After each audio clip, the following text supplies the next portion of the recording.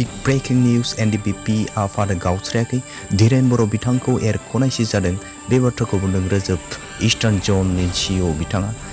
धीरेन बिथांखौ हाग्रामा महिलारि बिथांजों लोगो हमनायनि जाहोनाव एरख'वाखै बिथाङा आफादनि बेरेखा ओंथि गैयै हाबा मावनायावसो एरख'जादों। गिबियाव जों बेनिफ्राय नोंथांखौ बरायना लानाय जाबाय। जों रायजो राजाफोरा ससियेल मिडिया बायदियाव आरो प्रेस रिलिजनि गेजेरजों मिथिना मोनदों जे एनडिपिपिनि गेजेरावबो माखासे गावस्रालायनाय जादों होननानै बे बेसेबां सैथो आरो जामारोबा मानि थाखाय जादों बेनि बागै फंनैसो बे एक्सुवेलि खोथाया ओरैबायदि थांनाय 17 आगस्ट बरगुरि डिजिनेटर केम्पआव मोनसे जोंनि आफादनि बा एनडिपिपिनि गोजौ थाखोनि जिथु आंनि काउन्सिल होनो जोंना काउन्सिल मिटिं जादोंमोन। बे काउन्सिल मिटिङाव जोंनि गासै काउन्सिलनि मेम्बारमोन दंमोन, जोंनि सारमोन दंमोन आरो बेहाय सारमोना जेनेबा दा जिथु जोंनि गेजेराव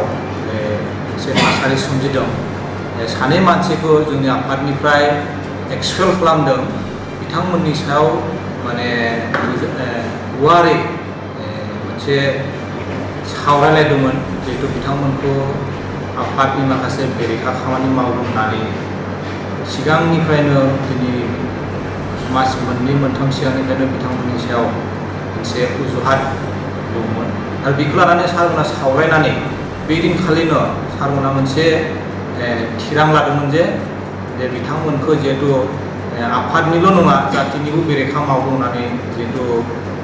मोनसे माबा प्रुफ जाबाय जानायाव बिथां सानैखौ आगुनि सिगांनि प्रेसिडेन्ट जोंनि धीरेन बर' आरो एक्स सिइअ एमफिलाव बिथां सानैखौ माने थिरांथा लानानै जे आफादनिफ्राय एक्सपेल खालामनाय जाबाय। बेनिफ्राय बे जाबाय जाथाया एक्सपेल खालामबाय एक्सपेल खालामखांनायनि उनाव जोंनि गेजेराव आरो मोनसे माने गाज्रि आफादनि गेजेराव मोनसे गाज्रि बारहावा फैबाय। जि बारहावाया जाय बिथांमोना दिनै जेनेबा मोनसे गोदान काउन्सिल जानानै बिथांमोना मोनसे काउन्सिल फर्म खालामबाय। जि काउन्सिला बिथांमोना जों नुबाय जे माखासे सिभिलियान मानसिखौ बिथांमोना लानानै मोनसे गोदान काउन्सिल माने बानायनो लाबाय आरो दा बेहाय बे बुस्थुआ बेसेबांखिनि माने गनायजाथाव जागोन बा रायजो राजा बिथांमोनखौ बेसेबांखिनि माने प्रायरिटि होगोन बेखौसो दिनै साननो गोनां आरो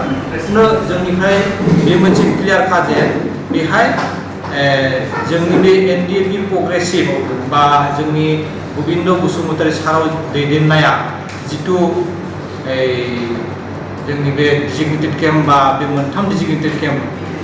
क'क्राझार जोंनि उदालगुरि आरो बरगुरि बे गासिबो जों माने थिगानो दं खिन्थु बिथांमोना मोनसे रिमार्क खालामदों जे जोंजों बयबो एनडिपिपिनि केडारफ्रा फैजोब्बाय खिन्थु बे नंखाय खोथा बिराद थाङाखै दासिमबो जोंनाव केडारा जिखिनि नांगौ बे केडारफ्रा जोंनाव दंजोबो आरो भबिष्यतआव बिथांमोना थागोन आरो बिथांमोना बेखौ बुंदों जे जों गबिन्द बसुमतारी दैदेननायावनो जों जिहेतु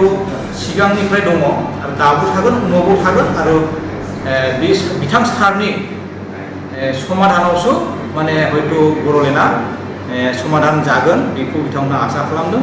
बेखायनो आं बेखौनो दिनै रायजो राजाखौ आं बेखौनो खावलायगोन जे रायजो राजाबो जाहाथे जेबो गोनो गोथो जाया गोनो गोथो जानो गोनां गैखाया आरो दान्दिसे समब्लाबो रायजो राजाबो धैर्य हमनानै मोनफ्रोमबो बिथिंनिफ्राय रायजो राजाखौ जुदि एसे